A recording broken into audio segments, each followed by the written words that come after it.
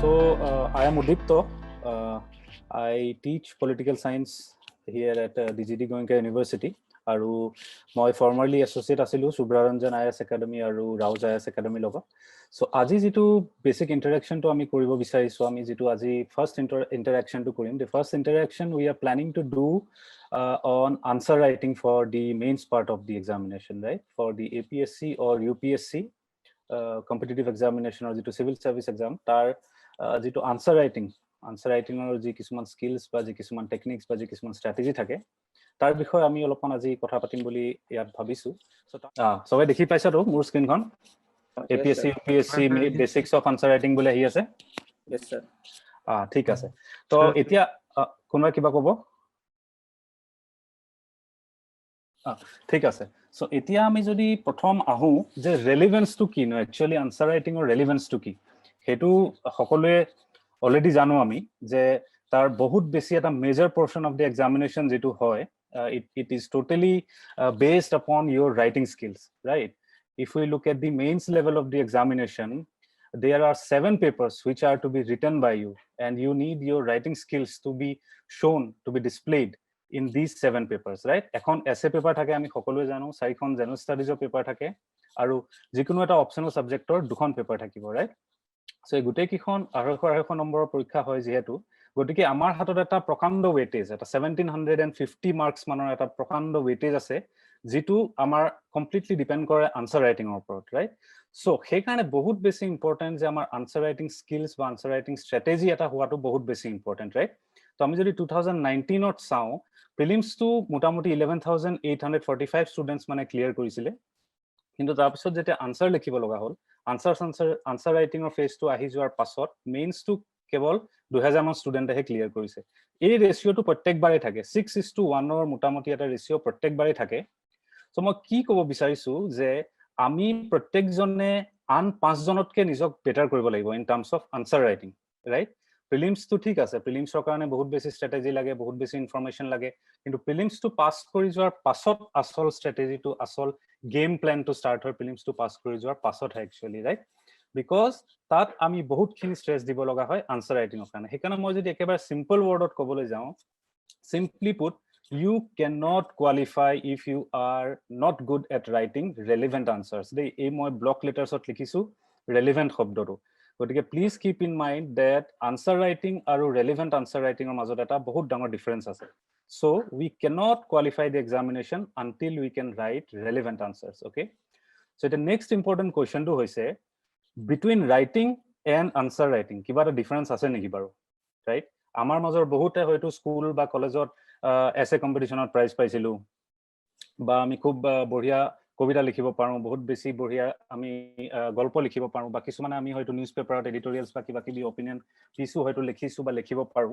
কিন্তু সেইবিলাক সমস্ত বস্তু আৰু সিভিল সাৰ্ভিসেসৰ আনসার রাইটিং কমপ্লিটলি বেলেগ বস্তু, right? Both of these are completely different things. You might be very very good in writing in your school, ইংৰাজীত হয়তো লেটাৰ পাইছে বহুতে, ইংৰাজীত হয়তো 90+ পাইছে বহুতে, খুব ভাল ইংৰাজী লিখিব পাৰে, কিন্তু আনসাৰ ৰাইটিং আৰু simple writing is going to be very very different, okay? Because in every answer that you write, প্ৰত্যেকটো আনসাৰ যেটো সিভিল সাৰ্ভিসৰ কাৰণে তোমালোকে লিখা, হেতু not just about that 10 minute that you are spending in writing that answer. That is the result of an entire journey,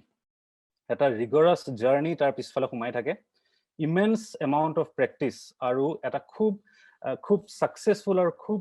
to the point এটা স্ট্ৰ্যাটেজিৰ প্ৰয়োজন থাকে তাৰ পিছফালে, রাইট? কারণ আমি অলরেডি দেখিছো যে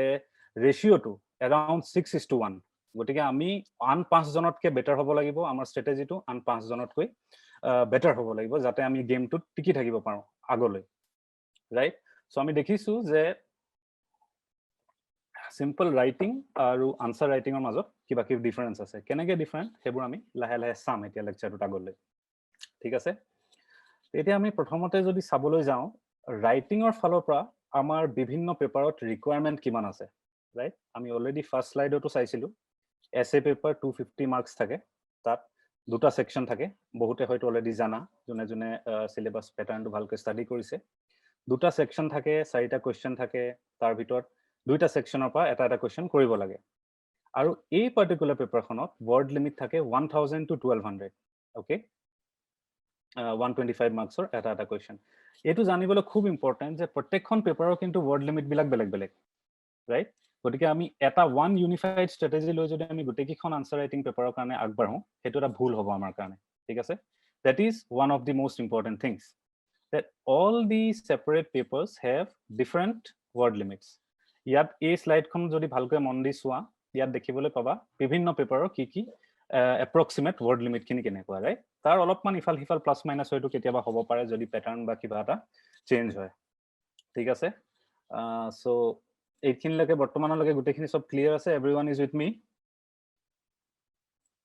ওকে এতিয়া সেইখিনি জেনাৰেল ষ্টাডিজ বা এছে ৰাইটিং পেপাৰৰ কথা আমি চালো এতিয়া এইটো হৈছে অপচনেল পেপাৰ মই স্পেসিফিক্যালি পিএসআইৰ লগত ৰিলেটেড সেইকাৰণে মই পিএসআইৰ অপচনেলটোকে বেস লৈ পেলাই বেসিক লৈ পেলাই আজি ডিসকাশনটো কৰিবলৈ চেষ্টা কৰিম পিএসআইৰ অপচনেলটোত ৱৰ্ড লিমিট বিলাক ফিক্স আছে কিছুমান কোৱেশ্চনৰ কিছুমান অপচনেল সাবজেক্টত অলপ ৱৰ্ড লিমিটছৰ ডিফাৰেন্স আছে হিষ্ট্ৰি এটসেট্ৰা কিছুমান অপচনেল সাবজেক্ট আছে সেইবিলাকত এক্স্যাক্টলি এই ফৰ্মুলাটো হয়তো কামত নাহিবও পাৰে কিন্তু মোস্ট অফ দি অপচনেল পেপাৰছত এই পাৰ্টিকুলাৰ ফৰ্মুলাটো এপ্লাই হয় পেপাৰ 1 আৰু পেপাৰ 2 দুটা সেকশন থাকে ৰাইট তাৰ 8টা কোৱেশ্চন থাকে 5টা কৰিব লাগে 1 নম্বৰ আৰু 5 নম্বৰ কোৱেশ্চন কেইটা কম্পালসৰি ৰাইট তাত 150 ওয়াৰ্ডস 10 মাৰ্কস থাকে 20 মাৰ্কাৰ বিলাকত আইডিয়ালি 250 পৰা 300 ওয়াৰ্ডস থাকে এটো লিখা না থাকে কোৱেশ্চন পেপাৰখনত যে ৱৰ্ড লিমিটটো কিমান কিন্তু এপ্ৰক্সিমেটলি আমি এটোই মানি চলিব লাগিব যে 20 মাৰ্কাৰ কোৱেশ্চন বিলাকত word limit is around 250 to 300 আৰু 15 মাৰ্কাৰ কোৱেশ্চন বিলাকত ৱৰ্ড লিমিটটো अराउंड 200 সো এটো কথা অলপ আগতে প্ৰাঞ্জিতও কৈছিলে right sticking to the word limit is a very major challenge in case of answer writing বহুত জানো আমি বহুত পঢ়িলো এক বছৰ আমি অপচনেল সাবজেক্টৰ কাৰণে প্ৰিপাৰেচন কৰিছো কোৱেশ্চনটো দেখিলে আমি ফটাফট আমাৰ মনত আনসাৰটো আহি যায় we do not need much time আৰু সেইখিনিতে আমাৰ আটাইতকৈ ডাঙৰ প্ৰবলেমটো হয় সেইটোই আটাইতকৈ আমাৰ ডাঙৰ চ্যালেঞ্জ যে আমি ইমানখিনি বস্তু জানো কিন্তু সেই 150 বা 200 ওয়াৰ্ডছৰ ভিতৰত আমি কেনেকৈ সোমাব পাৰিম যদি ভালকৈ আমি ডিপলি ভাবি চাও 150 ওয়ার্ডস কিন্তু বহুতেই বেছি কম খুব বেছি কম 150 ওয়ার্ডস 150 ওয়ার্ডছত এটা আনসাৰ সোমোৱাই দিয়াটো বহুত ডাঙৰ কথা আৰু তাৰ কাৰণে বহুত বেছি ষ্ট্ৰেটেজি লাগে so I am repeating it again and again মই আকৌ কৈছো please prepare yourself please give some time in answer writing every day প্ৰত্যেক দিনাই আনসাৰ ৰাইটিংৰ কাৰণে অলপমান সময় দিবলৈ প্ৰত্যেকজনে চেষ্টা কৰিব লাগিব আৰু প্ৰত্যেকজনে ডেইলি আনসাৰ ৰাইটিং কৰাটো খুব বেছি কম্পালসৰি ৰাইট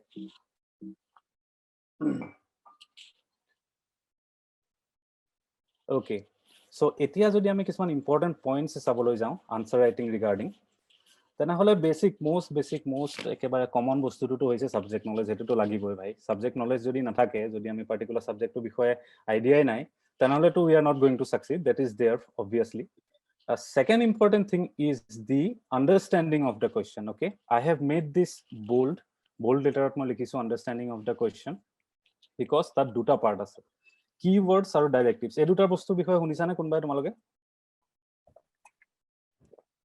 keywords আৰু directives এই দুটা বস্তু কথা শুনিছানে আনসাৰ ৰাইটিংৰ directives বোৰ কি হয় জানানে যিকোনো এটা আনসাৰৰ এই শব্দবিলাক দেখিছানে যিবোৰ লিখা আছে তাত explain elaborate critically examine comment right yes sir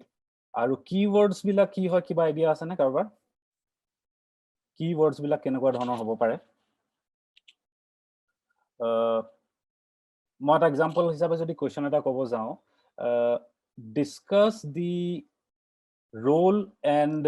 features of the Election Commission of India right ইয়াত keywords বিলাক কি হ'ব বাৰু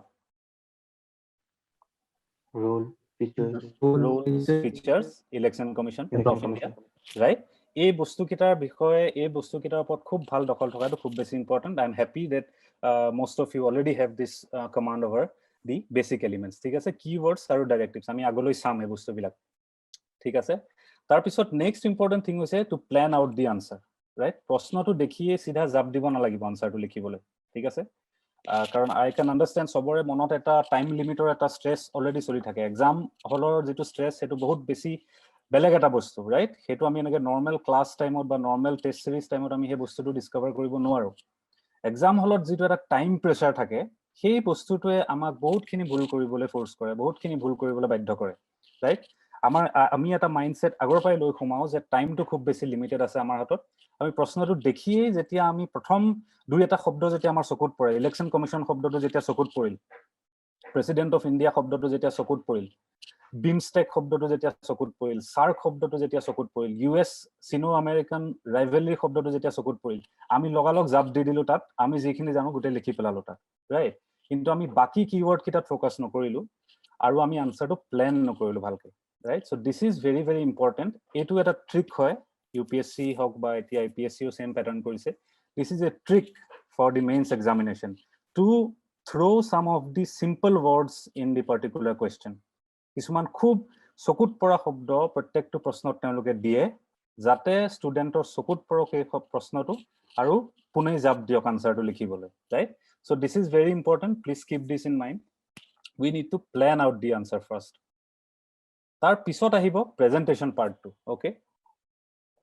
প্ৰেজেণ্টেশ্যন পাৰ্টত মই আকৌ এবাৰ কৈছোঁ, মষ্ট ইম্পৰ্টেণ্ট বস্তুটো হৈছে হেণ্ড ৰাইটিং। বহুতে এই কথাটো গুৰুত্ব নিদিয়ে, কাৰণ আমি বহুত বেছি dependent on laptops and computers this days. We are use to typing things mostly, গতিকে আমি লেখাৰ অভ্যাসটো আমাৰ বহুত বেছি কমি গৈছে। তো মই যেতিয়া আনচাৰ স্ক্ৰিপ্টবিলাক, টেক্সট চিৰিজৰ আনচাৰ স্ক্ৰিপ্টবিলাক চেক কৰোঁ, অল ইণ্ডিয়াৰ পৰা যেতিয়া কপিবোৰ আহে, মই যেতিয়া চেক কৰোঁ, তো I realize that one of the major issues is the handwriting problem. এটা কথা সকলোৱে মনত ৰাখিব লাগিব যে তুমি এজন ব্যক্তি আনচাৰটো লিখি আহিছা ঠিকেই, কিন্তু যোন এক্সামিনাৰ তেখেতে দিনে 200-300 বহি চেক কৰিব, ৰাইট? তুমি যদি স্পেলিংটো ক্লিয়াৰলি যদি আনচাৰটো লিখিব নোৱাৰা, that doesn't matter for him. তুমি কোন হয় XYZ সেই তেখেতৰ কাৰণে মেটাৰ নকৰে। যদি তেওঁ বুজি পোৱা নাই, তেওঁ পাৰ হৈ গুচি গৈছে, তুমি নম্বৰ নাই পোৱা, যিমানে ভাল আনচাৰ লাগে তোমালোকে লিখা। So' handwriting, I am repeating, is very important. তাৰপিছত ষ্ট্ৰাকচাৰৰ বিষয়ে তোমালোকে সকলোৱে জানে, প্ৰাঞ্জিত অলপ আগতে ক'লে, ইন্ট্ৰডাকশ্যন, বডি আৰু কনক্লুজন, ৰাইট? এই তিনিটা খুব বেছি ইম্পৰ্টেণ্ট, আৰু এই ষ্ট্ৰাকচাৰটো ইউনিভাৰ্চেল। প্ৰত্যেকটো প্ৰশ্নতে এই ষ্ট্ৰাকচাৰটো যাবই, প্ৰত্যেকটো উত্তৰত এই ষ্ট্ৰাকচাৰটো ৰাখিবলৈ প্ৰত্যেকে চেষ্টা কৰিব লাগিব, ৰাইট? এক্সপ্লিচিটলি তাত কোনো ইন্ট্ৰডাকশ্যন বুলি বোল্ড লেটাৰ্ছত লিখি আণ্ডাৰলাইন কৰি পেলাই আৰম্ভ কৰিব নালাগে, কিন্তু এই স্পেচিফিক যিটো ডিভিজনটো, সেই ডিভিজনটো খুব বেছি এচেঞ্চিয়েল আৰু সেইটো থাকিব লাগিব, ঠিক আছে? তাৰপিছত নেক্সট হৈছে ফ্ল' আৰু পেটাৰ্ণ অফ আৰ্গুমেণ্টছ। কোনোবাই কিবা বুজি পাইছেনে এই পইণ্টটো মই কি কাৰণে লিখিছোঁ, ফ্ল' আৰু pattern of arguments? Introduction, body আৰু কনক্লুজনটো অলৰেডি ক'লোৱেই, তাৰ পিছতো আকৌ এই ফ্ল', পেটাৰ্ণ আৰু আৰ্গুমেণ্ট বস্তুটো কেলে লিখিছোঁ বাৰু? পইণ্টছবোৰ স্যাৰ হেপাহেজত হ'ব নালাগে, মানে চিষ্টেমেটিকেলি ৱাইজ যাব লাগে। কোনে ক'লে এইটো কথাটো? স্যাৰ মই ৰথীশ বৰা। ৰথীশ, ঠিক আছে, গুড। এইটো আৰু এটা ক্ষেত্ৰত বস্তুটো এপ্লিকেবল হয়, মাল্টিপল পাৰ্ট কুৱেশ্যনছ। এই বস্তুটো তোমালোকে শুনিছানে? Multiple part questions, right? Multiple part questions তোমালোকে দেখিছানে কিছুমান, ৰাইট? যদি তোমালোকে প্ৰিভিয়াছ ইয়াৰ পেপাৰ কিছুমান চেক কৰা, specifically in PSI or optional, you will find some of the questions are very complex. They stretch to up to even 3 parts. 3টা পাৰ্টৰ কুৱেশ্যনো থাকে। এই যিটো ফ্ল' আৰু পেটাৰ্ণ অফ আৰ্গুমেণ্টছৰ যিটো কনচেপ্টটো আছে, এইটোৱে মাল্টিপল পাৰ্ট কুৱেশ্যনছ বিলাকত খুব বেছি ইম্পৰ্টেণ্ট। কাৰণ এটা কথা মনত ৰাখিবা, যেতিয়া প্ৰশ্ন পেপাৰখন যেতিয়া ছেট হয়, এনেই যি মনত আহিছে, যি মুখত আহিছে সেইটোকে প্ৰশ্নটোত লিখি নিদিয়ে তেওঁলোকে। প্ৰশ্নটোৰ যিটো ছিকুৱেঞ্চ আছে, সেই ছিকুৱেঞ্চটোৰ এটা ৰেচনেল আছে, এটা ৰেলিভেঞ্চ আছে, আৰু this is our responsibility as এছপিৰেণ্টছ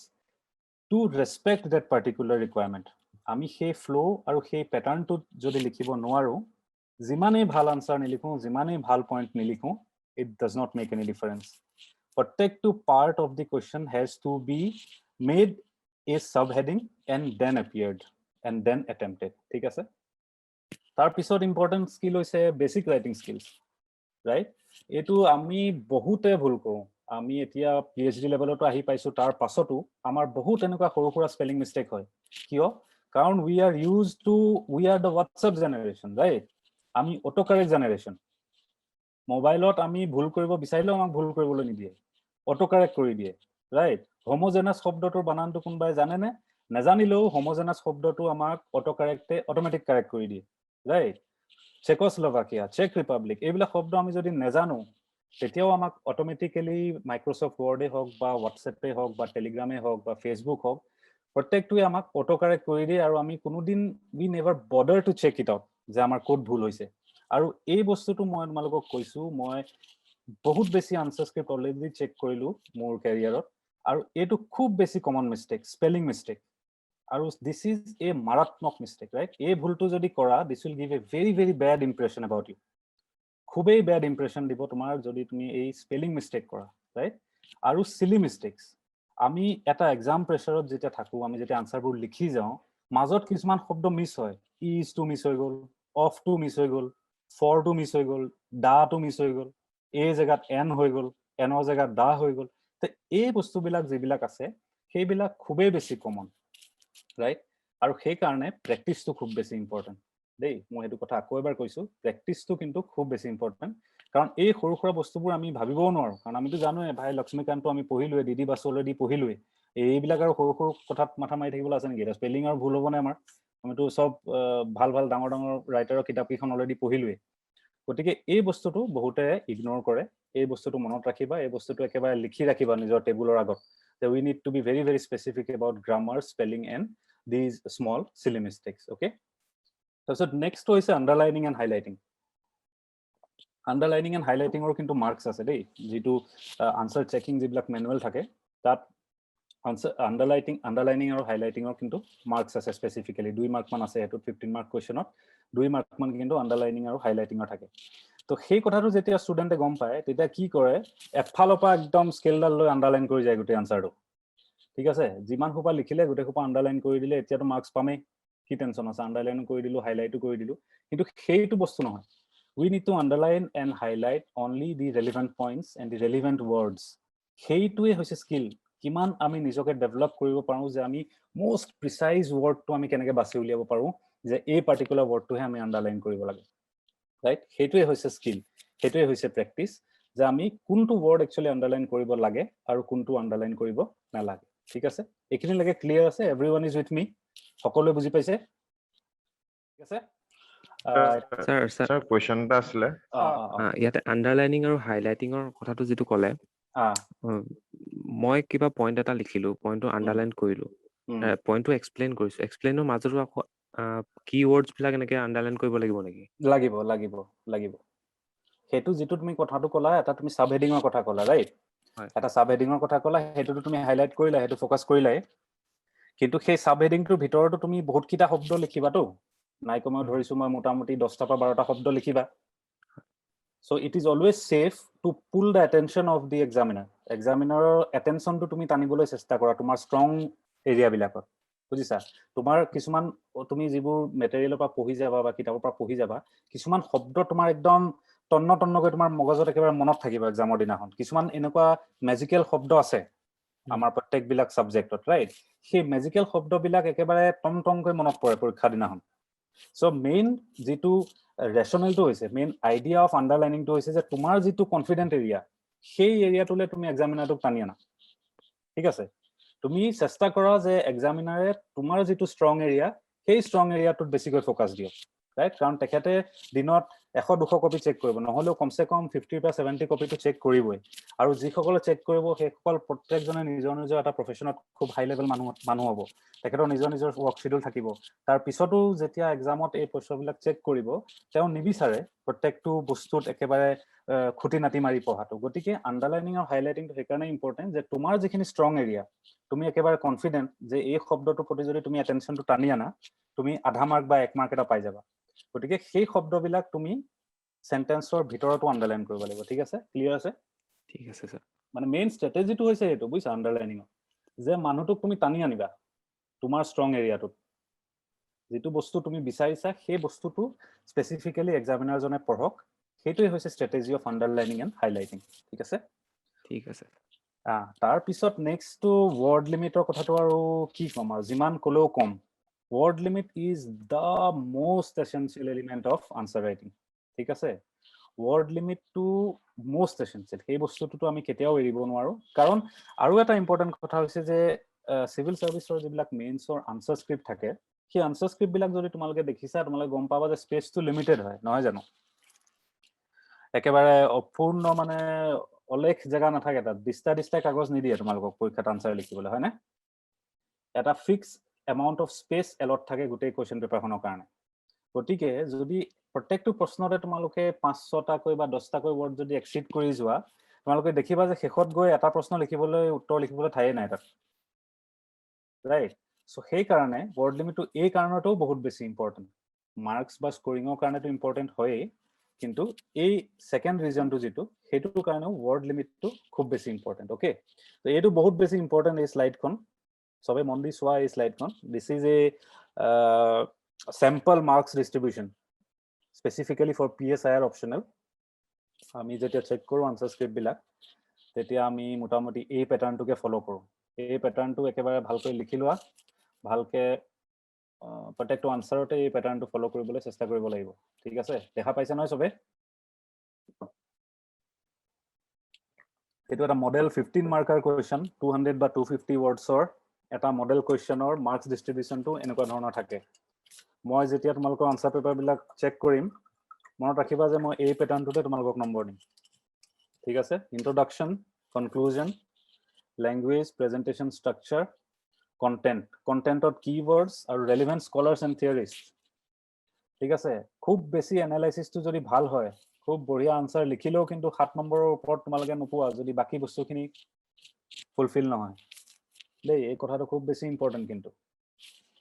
খুব ভাল নলেজ থাকি পেলাই খুব ভাল আনসাৰ লিখি পেলাই গুটে এনালাইসিসটো যদি বহুত বেছি ভাল হয় তাৰ পিছতো যদি এই বাকি ৰেলেভেন্ট পইণ্ট বিলাক মিস হয় তেতিয়া কিন্তু স্কোৰিংটো অলপ অসুবিধা হ'ব আৰু এইবিলাক এটা এটা ট্ৰিক হয় ইন্ট্ৰোডাকশনটো যদি ভালকে লিখা তোমাৰ খাতাত 2 নম্বৰ এটা যোগ হৈ যাব সহজতে কনক্লুজনটো যদি ভালকে লিখা 2 নম্বৰ এটা যোগ হৈ যাব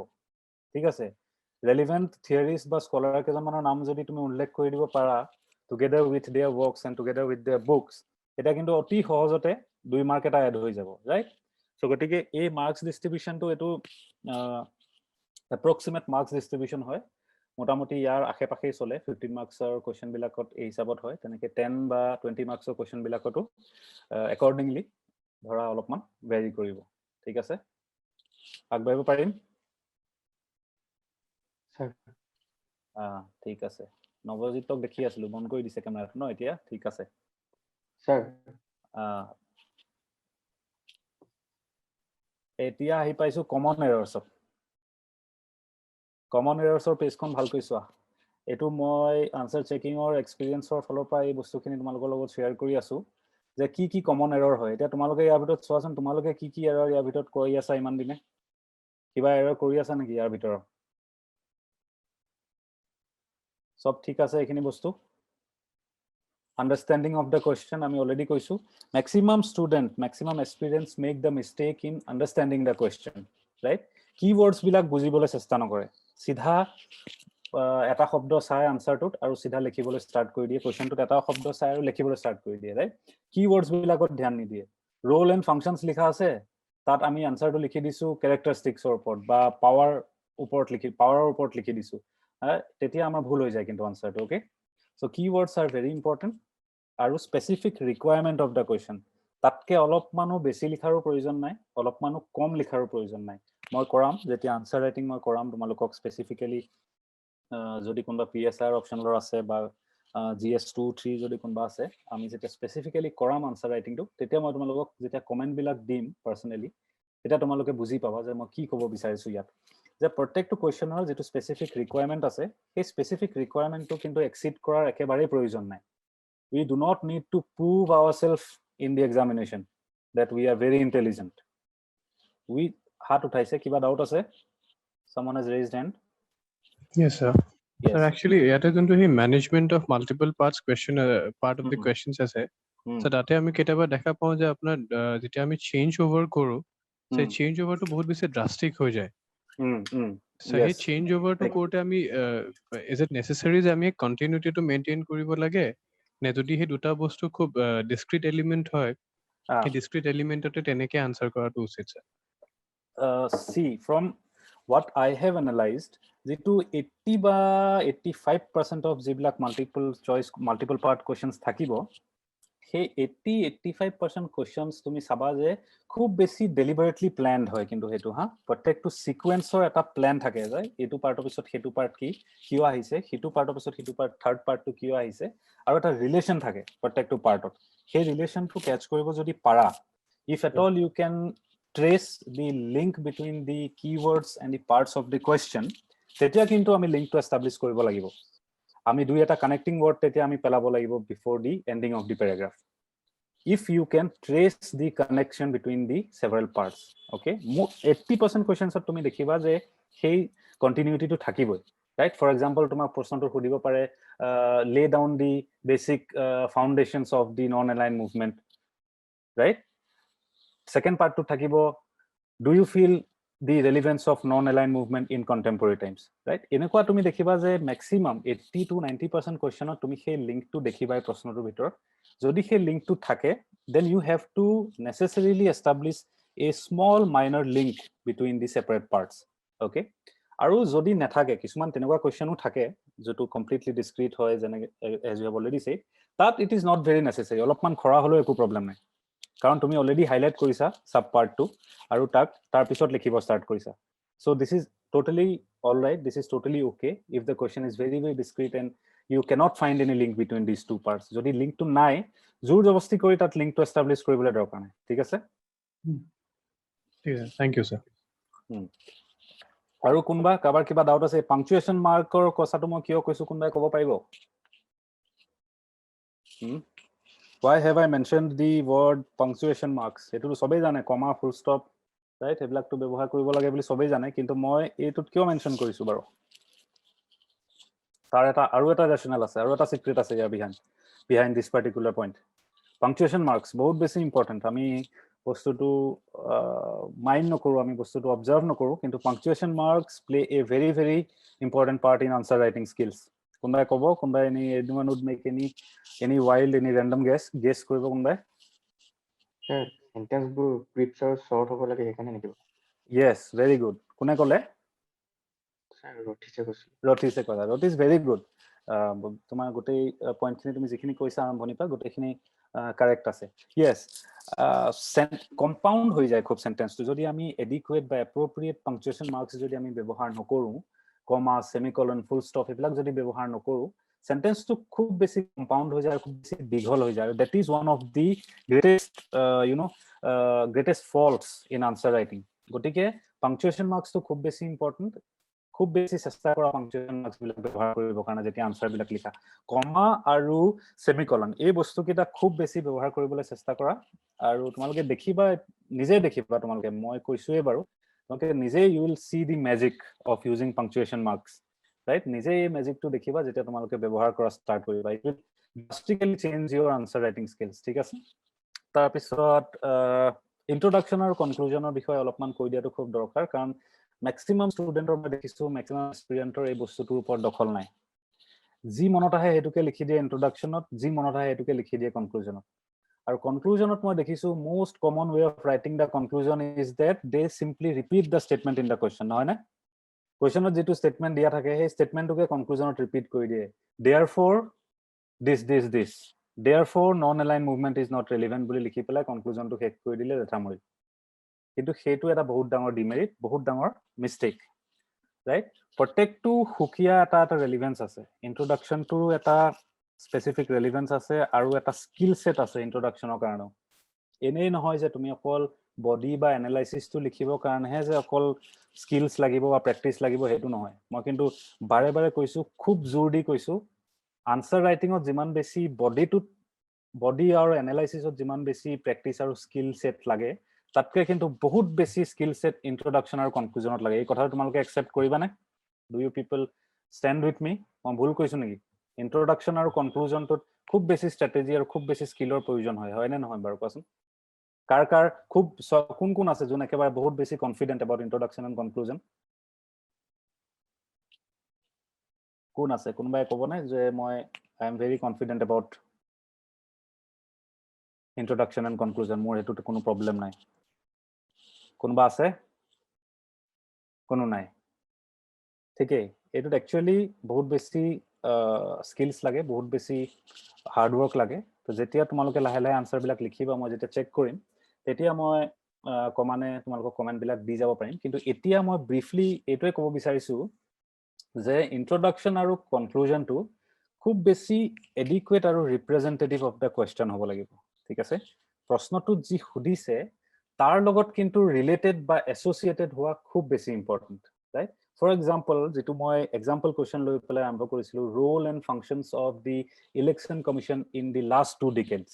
ঠিক আছে এটো হৈছে সম্পূৰ্ণ প্ৰশ্নটো ইয়াত কিৱৰ্ডত লাষ্ট 2 ডিকেডছ টো খুব ইম্পৰ্টেন্ট এই প্ৰশ্নটো ইন্ট্ৰোডাকশন আৰু কনক্লুজন কিটা কিন্তু সেই কিৱৰ্ড কিটাৰ লগতে ৰিভলভ কৰিব লাগিব ৰাইট ডাইৰেক্ট তুমি ইলেকশ্যন কমিশ্যনৰ ফৰ্মেশন কনস্টিটিউশনাল প্ৰভিজনছ সেইবিলাক যদি লিখিবলৈ যোৱা ইন্ট্ৰোডাকশনটোত সেই বস্তুবিলাকৰ প্ৰয়োজন নাই কিন্তু এটো আনসাৰত right to make a very good introduction you have to make the introduction very relevant to whatever has been asked in the question তোমালকে বহুত কথা ইলেকশ্যন কমিশনৰ বিষয়ে জানিব পাৰা প্ৰেসিডেন্ট অফ ইন্ডিয়াৰ বিষয়ে বহুত কথা জানিব পাৰা কিন্তু যেতিয়া প্ৰশ্নটো খুদিছে যে write a short note on the veto power of the president of India তেতিয়া কিন্তু তাত তোমালকে সেই যেটো ৰিকোয়াৰমেন্ট দিছে সেই ৰিকোয়াৰমেন্টৰ ওপৰত বেস কৰিহে ইন্ট্ৰোডাকশনটো লিখাটো প্ৰয়োজন তোমালকে তাত গৈ পেলাই এটো বস্তু আৰম্ভ কৰাৰ প্ৰয়োজন নাই যে article 53 of the constitution is talking about da president of India সেইবিলাক বস্তু তাত প্ৰয়োজন নাই ঠিক আছে মই এটো কথা ক'ব বিচাৰিছো যে খুব বেছি এপ্ৰোপ্ৰিয়েট আৰু ৰিপ্ৰেজেন্টেটিভ হ'ব ইন্ট্ৰোডাকশন আৰু কনক্লুজনটো কাৰণ ইন্ট্ৰোডাকশনটোতে তোমাৰ গোটেই গেমটো ডিপেন্ড কৰিব ঠিক আছে যদি প্ৰথম 20টা বা 25টা ওয়াৰ্ডত তুমি কনভিন্স কৰিব নোৱাৰা এক্সামিনাৰক doesn't matter how brilliant student you are ekdom specifically moi kotha to koisu ei kotha to kintu ekebar likhi rakha tomaloke does not matter how good answer you write how much good answer you write jodi introduction to tumi convince kori examiner ok rakhibo nwara baki answer to pohibor karone totally kintu wastage de all your effort is going to be totally wasted thik ase introduction or conclusion or karone kintu word limit or consideration to বহুত বেছি important ঠিক আছে প্ৰাঞ্জিত এই কথাটো খুব বেছি মনত ৰাখিব লাগিব যে 15 বা 20% অৰ ওপৰত কিন্তু ওয়াৰ্ড লিমিটটো আমি ইন্ট্ৰোডাকশন আৰু কনক্লুজনৰ কাৰণে দিব নোৱাৰিম ৰাইট 15 বা 20% ম্যাক্সিমাম আমি ওয়াৰ্ড লিমিটটো দিব পাৰিম ফৰ ইন্ট্ৰোডাকশন এণ্ড ফৰ কনক্লুজন ৰেসপেক্টিভলি গটিকে তাৰ অৰ্থ হৈছে যে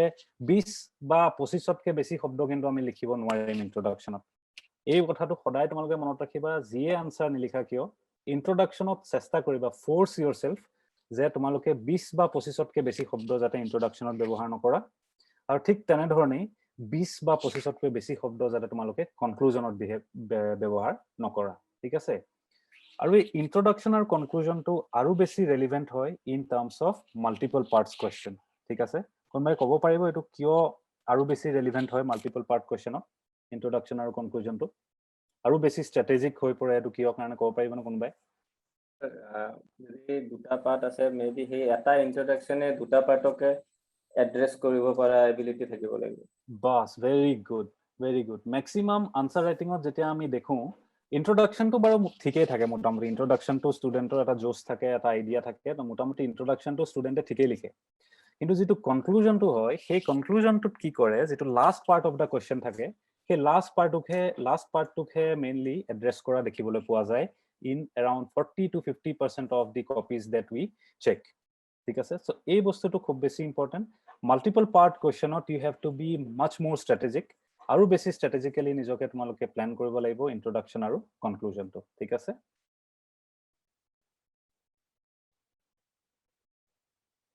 এইটো এক্সাম্পলটো যেটো মই দিছিলো সেই এক্সাম্পলটো ইয়াত মেনশন কৰা আছে role and functioning of the election commission of India and the controller and auditor general in দি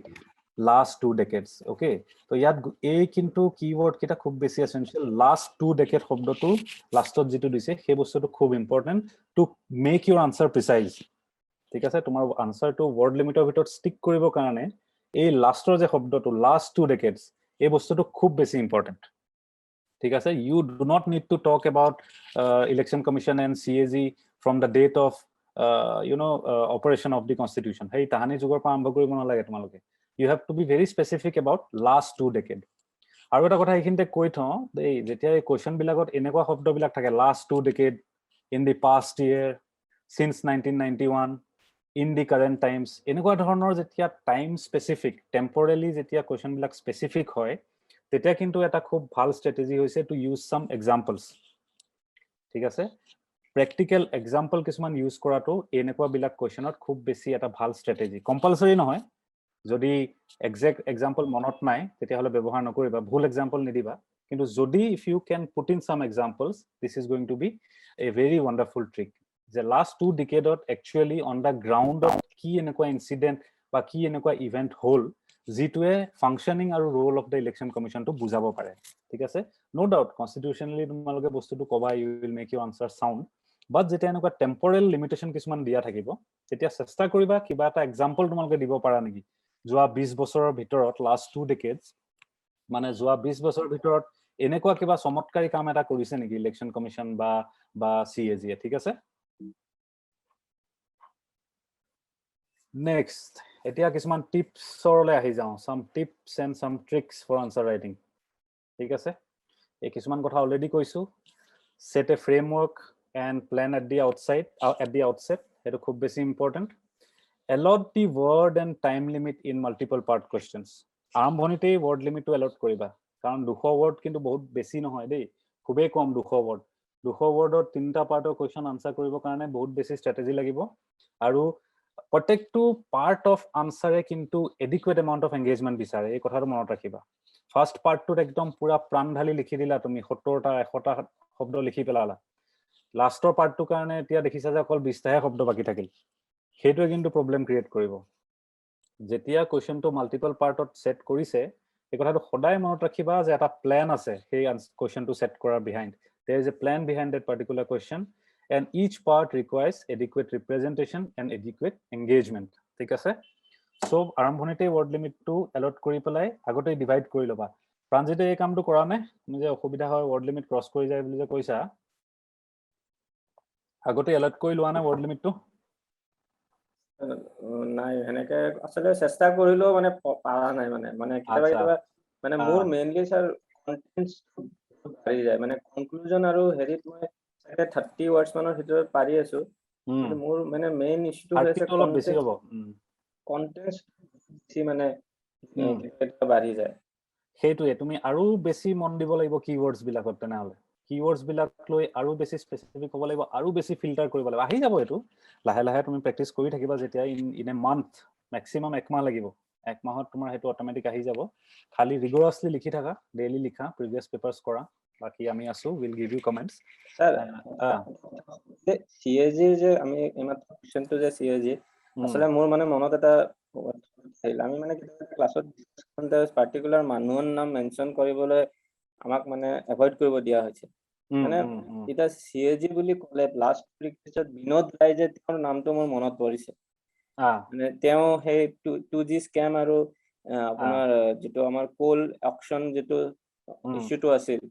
এই দুটাত তেওঁৰ বিৰাট ডাঙৰ ৰোল আছিল আমি যে আমি নামটো এভয়েড কৰিব লাগিব নেকি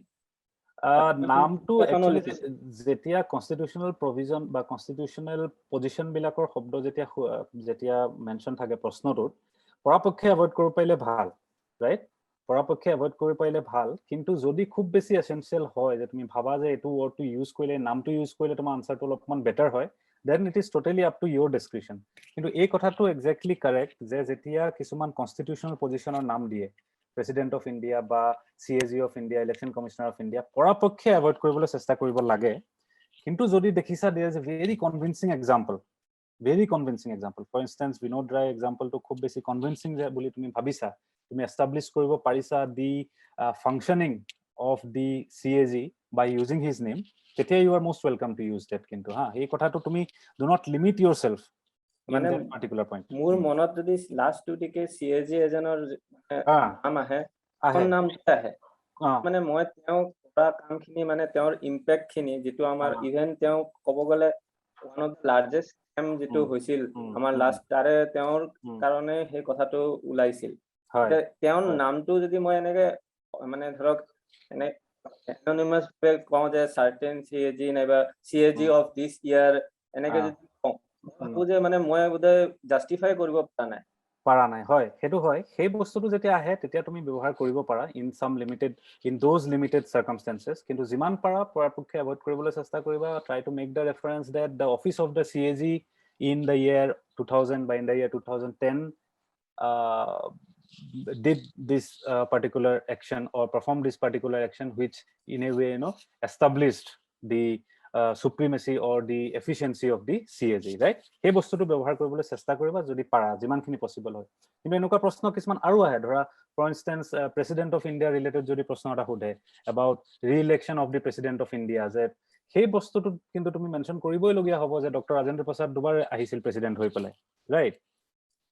সেই তেনেকুৱা কিছুমান থাকে য'ত তুমি একেবাৰে এভয়েড কৰিব নোৱাৰা ফৰ এক্সাম্পল এটা প্ৰশ্ন যদি তোমাক সোধে যে reelection of president in India is not a accepted norm বা accepted principle বুলি তেনেকুৱা কিবা এটা যদি ফৰ ইনষ্টেন্স প্ৰশ্ন এটা আহে তুমিতো জাস্টিফাই কৰিব লাগিব ন নিজৰ ক্লেইমটো তেতিয়াতো তুমি উল্লেখ কৰিব লাগিব যে doctor Rajendra Prasad was elected as president twice right তেনেকুৱা একেবাৰে আনএভয়েডেবল সাৰ্কামস্টেন্স কিছুমান আহিব তাত এই ফৰ্মুলাটো লৈ পেলাই চলিবলগীয়া প্ৰয়োজন নাই যে একেবাৰে উল্লেখ কৰিবই নোৱাৰি বুলি ঠিক আছে এই নাম উল্লেখ কৰিব নোৱাৰা বস্তুটো is more relevant in terms of contemporary things আজিৰ ডেটৰ মানুহবিলাকৰ নাম লোৱাটো অলপমান নট একচেপ্টেবল ৰাইট যদি পাষ্টত কিবা আছে সেইটো comparatively it is okay to use those name কিন্তু প্ৰেজেণ্ট টাইমছত এইটো মানে খুব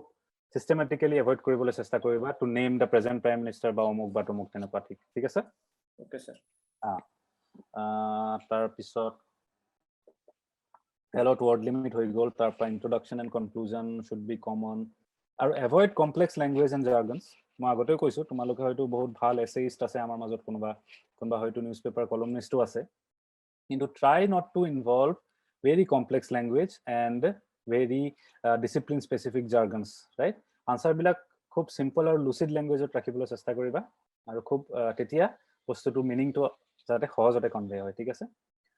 তাৰপিছত ওয়াৰ্ড আৰু টাইমৰ চ্যালেঞ্জটো আছে হেতু প্ৰত্যেককে দেখিছাই এটা খুব ভাল স্ট্ৰ্যাটেজি হৈছে টু সামাৰাইজ দি নিউজপেপাৰ এডিটৰিয়েলস নিউজপেপাৰ কি পঢ়া তোমালোকে হিন্দু নিউজপেপাৰ পঢ়া নেকি না আসাম ট্ৰিবিউনটো পঢ়াই চাগে কম্পালসৰিলি কোনখনে স্যাৰ বেছিকৈ কৰা যায় হিন্দু ইণ্ডিয়ান এক্সপ্ৰেছ কিবা চোৱা নেকি এইবিলাক চোৱা নহয় ইণ্ডিয়ান এক্সপ্ৰেছখন কেতিয়াবা এনে পাৰ্টিকুলাৰ আৰ্টিকেলটো এভৰিডে নহয় এনে পাৰ্টিকুলাৰ আৰ্টিকেল কেতিয়াবা ভাল লাগিলে স্পেশালি কিবা ইস্যু যদি চলি আছে অপচনেল সাবজেক্ট কি ভাবিছা তুমি স্যাৰ মই পাব্লিক এডমিনিষ্ট্ৰেশ্যন ভাবিছা ঠিক আছে হ'ব তো গতিকে হেতু এটা খুব ভাল স্ট্ৰ্যাটেজি হয় এটো কেতিয়াবা চেষ্টা কৰিছা নেকি টু সামাৰাইজ দি নিউজপেপাৰ এডিটৰিয়েলস নাই স্যাৰ এটো কৰা নাই এইটো চেষ্টা কৰাচোন তুমি কাইলৈৰ পৰা 200 শব্দত লিখি পেলাবলৈ চেষ্টা কৰাচোন গোটেই এডিটৰিয়েলটোত কি কৈছে সেই বস্তুটো 200 শব্দত প্ৰথম 300 ৰ পৰাই আৰম্ভ কৰা বাৰু 300 শব্দত লিখিবলৈ চেষ্টা কৰা প্ৰথম সপ্তাহটো 300 শব্দ এটো প্ৰত্যেককে কৈছো দেই মই it goes to everyone if you want to excel in answer writing if you want to develop that skill set মই প্ৰত্যেককে কৈছো যে কাইলৈৰ পৰা তোমালোকে এই এক্সাৰসাইজটো ষ্টাৰ্ট কৰি দিয়াচোন যে আসাম ট্ৰিবিউনৰ যিবিলাক এডিটৰিয়েল আছে সেই এডিটৰিয়েলটো তোমালোকে 300 শব্দৰ ভিতৰত লিখিবলৈ চেষ্টা কৰা প্ৰথম সপ্তাহটো তোমালোকে 300 শব্দৰ ভিতৰতে লিখা বাৰু যিমান চেষ্টা কৰা 300 শব্দৰ ভিতৰতে লিখি কমপ্লিট কৰিবলৈ চেষ্টা কৰা আৰু যদি পসিবল হয় অলপ শেয়াৰ কৰিবা মোৰ লগত কোনোবাই সেই WhatsApp গ্ৰুপটোত ময়ো এড হৈছো আজি তো তাত দি পেলাও মোক শেয়াৰ কৰিব পাৰা বা ইমেইলতো মোক পঠাব পাৰা এটো ট্ৰাই কৰি দিয়াচোন দেই কাইলৈ পৰা চেষ্টা কৰা এডিটৰিয়েলটো ফৰমেট ফলো কৰিম নেকি এনেকৈ আমাৰ যেনেকৈ ফৰমেট ফলো কৰিব নালাগে একো ৱে ইন্ট্ৰোডাকচন কনক্লুজন একো ৱে ফলো কৰিব নালাগে অকল তুমি সৰুকৈ আনিবলৈ চেষ্টা কৰা এডিটৰিয়েলটো যদি কাইলৈৰ পৰাই তুমি 200 শব্দত লিখিব পাৰা ওয়েল এণ্ড গুড যদি অসুবিধা পোৱা তেন্তে 300টো লিখাই 300তকে ক্ৰছ নকৰিবা মুঠতে এটো কথা মই ডাইৰেক্ট মেইন মজি ক'ব বিচাৰিছো এটো হৈছে হেতুই কোনো প্যাটাৰ্নৰ কথা চিন্তা কৰিব লগা নাই কোনো ইন্ট্ৰোডাকচন কনক্লুজন একো চিন্তা কৰিব লগা নাই অকল আন্ডাৰলাইনিংৰটো মনত ৰাখিবা কথাটো যে ৰেলেভেন্ট পইণ্টখিনি আন্ডাৰলাইন কৰো মই আৰু হেৰি কৰা simply start summarizing the newspaper editorials আৰু তোমালোকে দেখিবা এক মাহৰ ভিতৰত it will bring magical change to your answer writing নিজে দেখিবা তোমালোকে এটো খালি একেবাৰে সিৰিয়াসলি সকলোৱে ষ্টাৰ্ট কৰা কাইলৈৰ পৰা আৰু মোক দেখাবা শেয়াৰ কৰিবা আই উইল টেক এ লুক ঠিক আছে তাৰ পিছত টাইম টেষ্টটো অবভিয়াসলি আছে টাইম টেষ্টটো তোমালোকৰ নেক্সট ফেজত আহিব যেতিয়া তোমালোকে 2 সপ্তাহ 3 সপ্তাহ মান এই বস্তুটো ষ্টাৰ্ট কৰিবা যেতিয়া 200-300 ওয়াৰ্ডৰ ভিতৰত তোমালোকে নিউজপেপাৰ এডিটৰিয়েলটো লিখিব পৰা হবা তাৰ পিছত এই নেক্সট এলিমেন্টটো আহিব টাইম এলিমেন্টটো তাৰ পিছত আহিব right time element will be automatically taken care of if you can take care of the word element ঠিক আছে সো টাইম এলিমেন্টটো চাম আমি নেক্সট ফেজত চাম প্ৰথম তোমালোকে ওয়াৰ্ড এলিমেন্টটো চোৱা আৰু নিউজপেপাৰ এডিটৰিয়েল বিলাক কাইলৈৰ পৰা সামাৰাইজ কৰিবলৈ ষ্টাৰ্ট কৰিলে কাইলৈ কি ইনফেক্ট আজি পৰা ষ্টাৰ্ট কৰিব পাৰা তো নেক্সট হৈছে স্ট্ৰিক্টলি ষ্টিক টু দ্য ৰিকুৱাৰমেন্ট এটো মই অলৰেডি কৈছো জাস্ট জায়গাটো পূৰণ কৰিব লাগে বুলি যি মনত আহি আছে হেতুকে লিখি নাযাবা এফালৰ পৰা যি জানা তোমালোকে কন্ট্ৰলাৰ এণ্ড অডিটৰ জেনেৰেলৰ বিষয়ে প্ৰত্যেকটো বস্তু লিখাৰ প্ৰয়োজন নাই যি বস্তু তোমালোকে ইলেকশ্যন কমিশনৰ বিষয়ে জানা এইটো কনষ্টিটিউচনেল বডি নে নন কনষ্টিটিউচনেল বডি নে ষ্টেটুটৰী বডি নে কি বডি এই প্ৰত্যেকটো বস্তু লিখাৰ তাত প্ৰয়োজনীয়তা নাই যিটো সুধিছে কিৱৰ্ডটোত ষ্টিক কৰা আৰু সেই শব্দকেইটা আৰু সেই বস্তুকেইটাই অকল লিখা একদম ষ্ট্ৰিক্টলি এই বস্তুটো কিন্তু ৰাখা মনত যে keep very strict to the requirement that is given ঠিক আছে তাৰপিছত নেক্সট ইম্পৰ্টেণ্ট পইণ্ট আহিছে picking up of the question right এইটো অপশ্যনেল ছাবজেক্টৰ কাৰণে বেছি ৰেলিভেণ্ট হয় কাৰণ GS পেপাৰত অপশ্যন বা চিলেক্ট কৰাৰ স্কোপটো তেনেকৈ বিশেষকৈ নাথাকে কিন্তু অপশ্যনেল ছাবজেক্টত এই বস্তুটো খুব বেছি important to pick the precise question, to pick the most relevant question and pick the most suitable question. Hetu khub besi important. Specifically, moi PSIR optional logote joito, moi PSIR kothai kom. PSIR question, kunba ya PSIR optional ase neki baro? Anyone? Asu sir. Novajit no? Sir. Acha. Sir, moyo ase sir. Sir, Kostav ase. Kostav ase, thik ase. Previous paper dekhisa na ha? PSIR or? দেখিছো sir. দেখিছা তো গতিকে তাতটো কোৱেশ্চনৰ type বিলাক দেখিছা কেনেকুৱা question থাকে ন দুটা পাৰ্টত কোৱেশ্চন বিলাক থাকে আৰু এই যে যেটো সিলেক্টিভ কোৱেশ্চন তোমাৰ কোৱেশ্চন নম্বৰ 1 আৰু কোৱেশ্চন নম্বৰ 5 টো কম্পালসৰি এটো 10 মাৰ্কছৰ কোৱেশ্চন থাকে 150 মাৰ্কছৰ একিটা কৰিবই লাগিব কিন্তু তাৰ বাহিৰে যেটা তোমাৰ সিলেক্ট কৰিব পাৰিবা তিনটা কোৱেশ্চন সেই তিনটা কোৱেশ্চনৰ প্যাটাৰ্নটো দেখিছা না বাৰু প্ৰত্যেকটো কোৱেশ্চনৰ তিনটা পাৰ্ট থাকে মনত পৰিছে না right question number 2A 2A 2B 2C 3A 3B 3C তিনটা পার্ট থাকে মনত পৰিছে নবজিত মনত পৰিছে নাই sir. তো গতিকে এই তাত দেখিবা যে তোমালোকে তাত 2A টোত 20 নম্বৰ থাকে আৰু 2B 2C একেটা 15 নম্বৰ থাকে ঠিক আছে গতিকে এই ক্ষেত্ৰত তোমাৰ skills selection of the question set হেতু বহুত বেছি ইম্পৰ্টেন্ট হৈ যায় এনেকুৱা হেতু হ'ব পাৰে যে তুমি 2 নম্বৰ প্ৰশ্নটোত থকা পাৰ্ট B আৰু C টো জানা কিন্তু পাৰ্ট A টো নাজানা যেটোত 20 নম্বৰ আছে ৰাইট ঠিক তেনেকৈ তুমি কোৱেশ্চন নম্বৰ 4 ৰ কিন্তু পাৰ্ট A টো জানা ভালকে কনফিডেন্ট তুমি যে 20 নম্বৰ কোৱেশ্চনটো তুমি কনফিডেন্ট কিন্তু 15 নম্বৰ এটা কোৱেশ্চন তুমি অলপ কনফিডেন্ট নহয় সো গটিকে সেই ক্ষেত্ৰত তুমি 4 নম্বৰ কোৱেশ্চনটো পিক কৰাটো তোমাৰ কাৰণে ইম্পৰ্টেন্ট ঠিক আছে আৰু জানা বা মনত থকা লিমিটটো হৈছে মিনিমাম 50% কিন্তু দেই যিকোনো এটা আনসাৰৰ যিবিলাক আৰ্গুমেন্টস যিবিলাক ফ্যাক্টস বা যিবিলাক স্ট্যাটিস্টিক্স বা যিবিলাক ডেটা থাকিব সেই ডেটাবিলাক যদি তুমি 50% তকৈ কম মনত আছে তোমাৰ সেই সময়টোত সেই আনসাৰটো কেতিয়াও অ্যাটেম্প্ট নকৰিবা সেই কোৱেশ্চনটো কেতিয়াও অ্যাটেম্প্ট নকৰিবা to attempt any particular question be sure that you know at least you remember I'm sure you know but you remember at least 50 to 60% of the facts concerning that particular answer যদি মনত থাকে তেতিয়া হলে হে specific কোৱেশ্চনটো পিক কৰিবা আৰু এই PSR ক্ষেত্ৰত মই কৈছো বাকি অপচনলটো সাকে একেই হ'ব এই স্ট্ৰ্যাটেজিটো কিন্তু মনত ৰাখিবা যদি 20 নম্বৰ প্ৰশ্নটো ভালকৈ পাৰা তেনে হলে সেই পাৰ্টিকুলাৰ সেটটো বা সেই পাৰ্টিকুলাৰ গ্ৰুপ অফ কোৱেশ্চনটো হে কিন্তু পিক কৰিবা ঠিক আছে কষ্ট বাৰু নবজিত ক্লিয়াৰ হয় স্যাৰ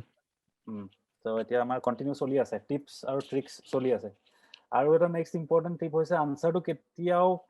তোমালোকলৈ নিজে অটোমেটিক আহি যাব মনত পৰি যাব বুলি কৈ ৰখি থাকিলে নহব you have to force the answer out right আনসাৰটো যদি অলপমান দুই এটা বস্তু মনত আছে সেই আনসাৰটো লিখা ষ্টাৰ্ট কৰি দিয়া আৰু force yourself to write that answer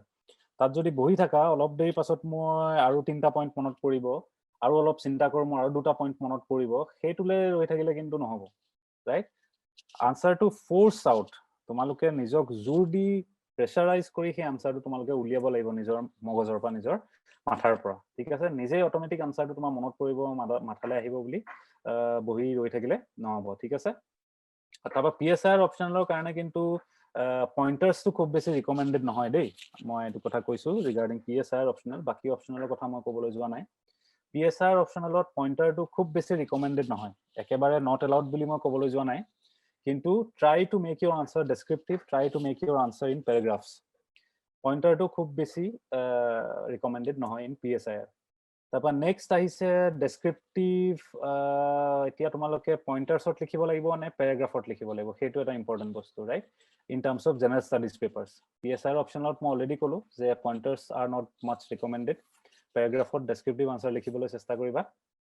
কিন্তু যেতিয়া জিএছ পেপাৰখিনি কথা আহিব তাত দেখিবা যে প্ৰত্যেকটো প্ৰশ্নতে কিছুমান ডেসক্ৰিপটিভ পাৰ্ট থাকিব, কিছুমান অপিনিয়ন বেস পাৰ্ট থাকিব আৰু কিছুমান ফেক্ট বেস পাৰ্ট থাকিব। যেনেকে অলপ আগতে প্ৰাঞ্জিতে কৈছিল নেকি মই মেপ এখন আঁকি দিছিলো বুলি অসমৰ দিহিং পাটকাই ৰিলেটেড বুজাবৰ কাৰণে। তো সেই তেনেকুৱা ধৰণৰ কিছুমান ফেকচুৱেল পাৰ্ট থাকিব হা। সেই ফেকচুৱেল পাৰ্ট বিলাক যদি তোমালোকে পইণ্টাৰ্ছত দিব পাৰা then this is good for general studies papers. আৰু যিখিনি ডেসক্ৰিপটিভ বা অপিনিয়ন বেস থাকিব সেইখিনি কিন্তু পেৰাগ্ৰাফত লিখিবা। অপিনিয়ন বিলাক তোমালোকে পইণ্ট বাই পইণ্ট দিবলৈ নাযাবা, অপিনিয়ন খিনি ডেসক্ৰাইব কৰিবা, put it in a descriptive sense in a paragraph. তাৰপিছত ইউজ শৰ্ট সেন্টেন্সেছ, মই অলৰেডি কৈছো 15 বা 20 ৱৰ্ডতকৈ বেছি এটা সেন্টেন্সত একেবাৰে ব্যৱহাৰ নকৰিবা। 20টো বহুতেই বেছি কৈছো মই। 15 পৰা 17 শব্দৰ ভিতৰত এটা সেন্টেন্স ব্যৱহাৰ কৰিবলৈ চেষ্টা কৰিবা। আৰু ইমোশনাল হৈ নাযাবা। Do not get emotional with any particular question, right? PSIR to Korea, you have read Marxism very well. You are very emotional with Marxism. You have read Marxism very well. Marx or related kiba eta proshno aise. Don't get emotional. Do not indulge yourself too much in that particular answer, right? Protect to answer equal samoy aru equal time diar provision ase. Hekane ekebare jikono eta answer bahut beshi perfect Marx or upor ekebare Marxism upor PhD kori ahi answer to likhibologia tat provision nai. Thik ase? Do not get emotional and do not bring your ego element. যে এই আনসাৰটো মই কৰিমেই আজি, এই আনসাৰটো মই পঢ়িছিলো সেইদিনাখন, এতিয়া সেই প্ৰশ্নটো আহিছে মই অলপমান পাহৰি গৈছো, নাই এইটো নহ'ব মই এইটো লিখিমেই আনসাৰটো আজি যেনেকৈ হ'লেও মোৰ মনত পৰিবই। সেই ইগ' বস্তুটো নলবা পৰীক্ষাত, ৰাইট? যিটো আনসাৰ পাৰিছা, যিটো আনসাৰ মনত পৰিছে, যিটো আনসাৰ পাৰিম বুলি ভাবিছা সেই আনসাৰটো লিখিবা। Do not get emotional, do not get egoistic in terms of picking up the questions and answering them. Okay,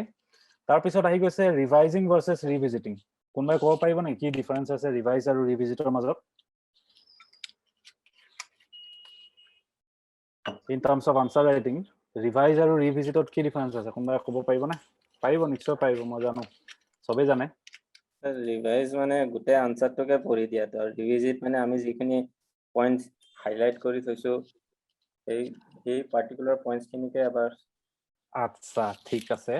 ঠিকে আছে, মোটামুটি ঠিকে কৈছা তুমি। কিন্তু অলপমান মই ইয়াত এড কৰিব বিচাৰিছো ষ্ট্ৰেটেজি ৱাইজ। মই এইটো কম্পালচৰি একেবাৰে এচেঞ্চিয়েল ষ্ট্ৰেটেজি বুলি মই ক'বলৈ যোৱা নাই, কিন্তু one of the good way of doing thing is that আনসাৰটো লিখি যাওঁতে আণ্ডাৰলাইন নকৰিলেও চলে, ঠিক আছে? যেতিয়া এটা উত্তৰ লিখি যাবা সেই সময়ত তুমি কৰা আণ্ডাৰলাইনটো আৰু আনসাৰটো কমপ্লিট কৰাৰ পাছত কুইকলি ৰিভিজিট কৰোঁতে যেতিয়া তুমি আণ্ডাৰলাইন কৰিবা এটা ডিফাৰেন্স পাবা তুমি। সেই বস্তুটো তোমালোকে কাইলৈ পৰা ট্ৰাই কৰিলে তোমালোকে বস্তুটো ৰিয়েলাইজ কৰিবা।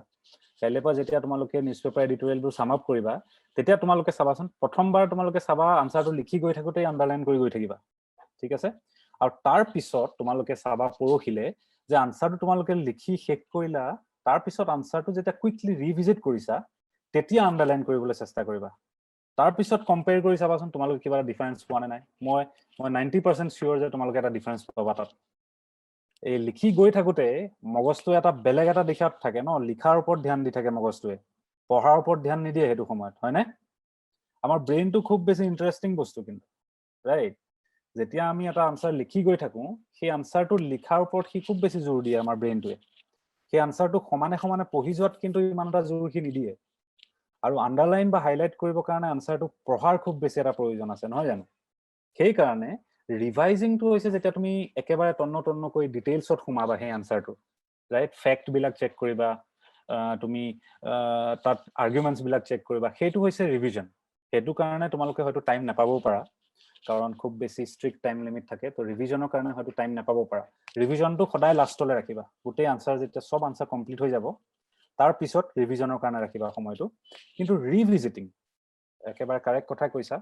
ৰিভিজিটিংটো হৈছে কুইকলি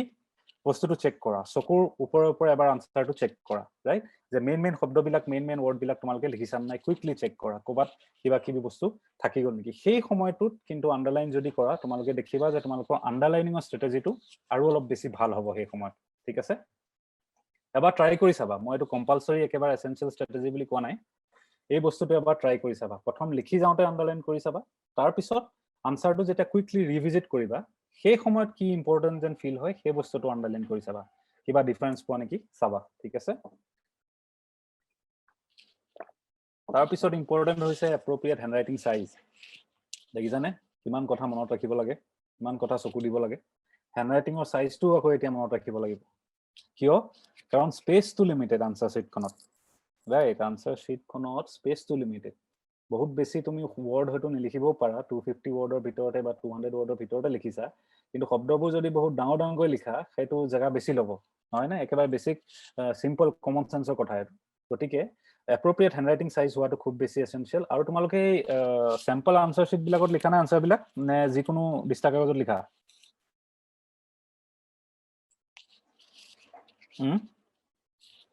এই ইউপিএসসি স্যাম্পল আনসার শীট বিলাকত লিখা না জি পেজ 100 লিখা sample answer sheet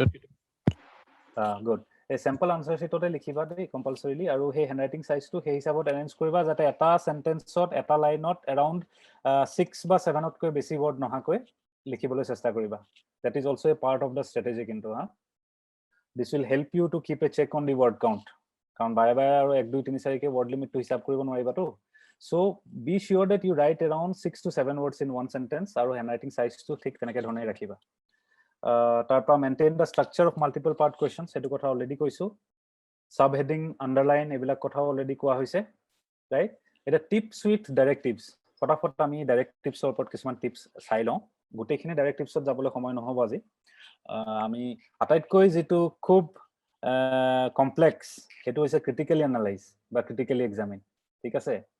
এটোই আটাইতকৈ কমপ্লেক্স ডাইৰেক্টিভ বাকি বিলাক খুব বেছি ড্ৰাস্টিক চেঞ্জ নাই কোনবাটো এক্সামিন আছে কোনবাটো কমেন্ট আছে কোনবাটো ডিসকাস আছে কোনবাটো ইলাবোৰেট আছে খুব বেছি ডিফাৰেন্স নাই সৰুখৰা ডিফাৰেন্স আছে কিন্তু most essential difference lies with this particular directive which is called critically analyse ঠিক আছে যদি প্ৰশ্নবিলাক চোৱা প্ৰিভিয়াস ইয়াৰত তেতিয়া দেখিবা যে এই ক্ৰিটিক্যালি এনালাইজ বা ক্ৰিটিক্যালি এক্সামিন বুলা ডাইৰেক্টিভটো মোস্টলি কিন্তু প্ৰপজিশনস বা কোটস বিলাকৰ লগত থাকে হয় না মন কৰিছা নাই কথাটো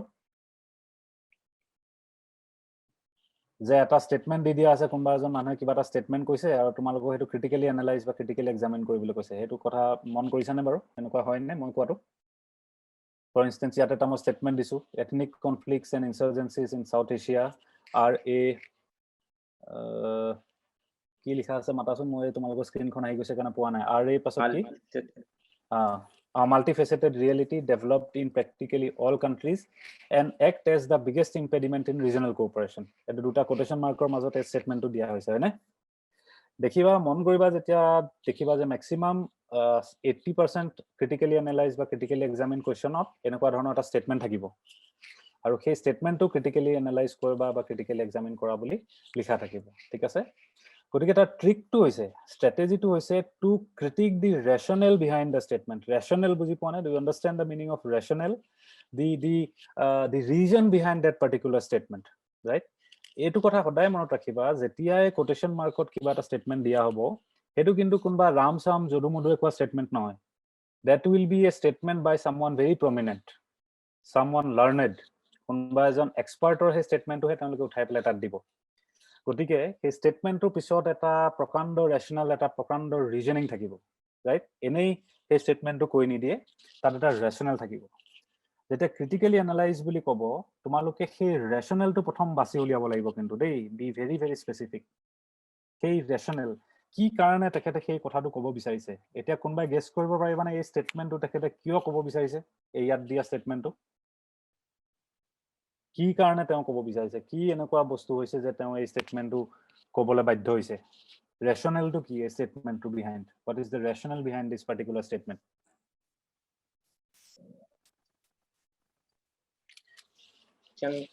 কান্ট্ৰিজ যে বেছি ভাগতে যেনেকৈ আমি শ্ৰীলংকাত আমি তামিল আৰু শ্ৰীলংকানছ বিলাকৰ মাজত যেটো এথনিক কনফ্লিক্ট হৈ থাকে তাৰপিছত আপোনাৰ ৰোহিংগা মুছলিমছ আৰু বুদ্ধিষ্টবোৰৰ মাজত যেটো মিয়ানমাৰত হৈছে এইবোৰ যে এথনিক কনফ্লিক্ট ঠিক তেখেতে কিছুমান ইনষ্টেন্সেস দেখিছে তেখেতে কিছুমান প্ৰেক্টিক্যাল এক্সাম্পল দেখিছে যোনে কৈছে এই স্টেটমেন্টটো তেখেতে কিছুমান প্ৰেক্টিক্যাল ইনষ্টেন্সেস দেখিছে কিছুমান প্ৰেক্টিক্যাল ঘটনাক্ৰম দেখিছে যিটোৱে তেখেতক মোটিভেট কৰিছে এই স্টেটমেন্টটো ক'ব কাৰণে ৰাইট এই স্টেটমেন্টটো তেখেতে সেই ৰেশনালিটি আৰু সেই ৰিজনিংটোৰ মনত ৰাখি পেলাই সেই স্টেটমেন্টটো দিছে তো এতিয়া তোমাৰ as a answer writer as an aspirant এই কোৱেশ্চনটোৰ প্ৰতি এপ্ৰোচটো কি হ'ব লাগিব যে ফাৰ্স্ট কথাটো হৈছে যে তুমি এই ৰেশনালটো ক্ৰিটিক কৰিব লাগিব এই ৰেশনালটোত কি লিমিটেশন আছে এই ৰেশনালটোৰ কেনেকৈ ইনকমপ্লিট এই ৰেচনেলটো সম্পূৰ্ণভাৱে শুদ্ধ বা সম্পূৰ্ণভাৱে কমপ্লিট বুলি ভাবানে তোমালোকে যে ৰিজনেল কোঅপাৰেচনটো সাউথ এছিয়াত নোহোৱাৰ কাৰণে এথনিক কনফ্লিক্টটো এই খুব এটা ইম্পৰ্টেন্ট বা আটাইতকৈ ইম্পৰ্টেন্ট এসপেক্ট বুলি তোমালোকে বস্তুটো একসেপ্ট কৰা নে do you accept this particular rational yes নে নো প্ৰাঞ্জিত বিগেষ্ট বুলি কৈ দিলে এইটো নাম্বাৰ 1 বুলি কোৱাৰ নিচিনা হয় বুজাইছে নেকি ইয়েস তেতিয়া মই কাইন্ড অফ এগ্ৰি নকৰো বুলিও ক'ব পাৰো কিন্তু ওয়ান অফ দা মানে বিগেষ্ট বুলি ক'লে চাগে মই এগ্ৰি কৰিম very good Pranjit very good এইবিলাক কিৱৰ্ড হয় হা এই বস্তুবিলাক ক্যাচ কৰিব পাৰিব লাগিব কিন্তু এই বস্তুবিলাকে যেতিয়া ক্যাচ কৰিব পাৰিবা you will see this is magical you will just dominate the answer ঠিক আছে গতিকে এতিয়া আমি এই ৰেচনেলটো যেতিয়া আমি বুজিবলৈ চেষ্টা কৰিলো আমাৰ ৰিজনিং আমাৰ ৰেচনেলিটি আমাক কৈছে যে no this is not complete this is incomplete rationale এইটোৱে অকল নহয় বিভিন্ন কাৰণ আছে ইকোনমিক ফ্যাক্টৰস কিছুমান আছে ৰাইট ইন্ডিয়া হক বা ইন্ডিয়াৰ মাৰ্কেটখন খুব বেছি ডাঙৰ ইন্ডিয়াৰ ক্যাপিটালিষ্ট বিলাক বহুত বেছি পাৱাৰফুল তো হেতু কাৰণে ওচৰ চুবুৰীয়া বিলাকে অলপমান doubtful they are always scary they are always apprehensive তো that is also a reason behind not having regional cooperation in South Asia geographical aspects are also a reason behind not having regional cooperation in South Asia নহয় জানো কোৱাচোন all these factors are also responsible so তোমালোকে আনসাৰটো সেই কাৰণে এনেকুৱা ধৰণে সজাব লাগিব ৰাইট প্ৰথমতে তোমালোকে ৰেচনেলটো বাছি উলিয়াব লাগিব যে কি কাৰণে এই ষ্টেটমেন্টটো ক'ব বিচাৰিছে আৰু তাৰ পিছত সেই ৰেচনেলটো তোমালোকে ক্ৰিটিক কৰিব লাগিব সেই ৰেচনেলটো যে ইনকমপ্লিট সেই বস্তুটো তোমালোকে এস্টাবলিশ কৰিব লাগিব ৰাইট তোমালোকে কি ভাবা কি নেভাবা হেতু মেটাৰ নকৰে এতিয়া মেটাৰ কৰিব যে তোমালোকে জেনেকে হলো জান প্ৰাণ ঢালি হলো এই যে ৰেচনেলটো ইনকমপ্লিট এই ৰেচনেলটো যে নট কাৰেক্ট সেই বস্তুটো তোমালোকে এস্টাবলিশ কৰিব লাগিব এই আনসাৰটো ক্লিয়াৰ নেক্সট অকল যে তেনেকুৱা ধৰণৰ প্ৰশ্নতেই ক্ৰিটিকেল এনালাইজ থাকে হেতু কথা নহয় ক্ৰিটিকেলি এক্সামিন বস্তুটো বেলেগ ধৰণৰ কিছুমান প্ৰশ্নটো থাকে এতিয়া যদি এই প্ৰশ্নটো আমি চাওঁ critically examine the implications of Sino-American strategic rivalry for the South and Southeast Asian region. ইয়াত তো কোনো proposition নাই ইয়াত কোনো argument নাই কোনো rationality নাই কোনো reasoning নাই right ইয়াত তো simply critically examine কৰিব দিছে এটা particular situation ইয়াত কেনেকৈ কৰিম ইয়াত কৰিবলৈ আমি এজন এক্সামিনাৰ হিচাপে বস্তুটো চাব লাগিব কাৰণ ইয়াত লিখিছে critically examine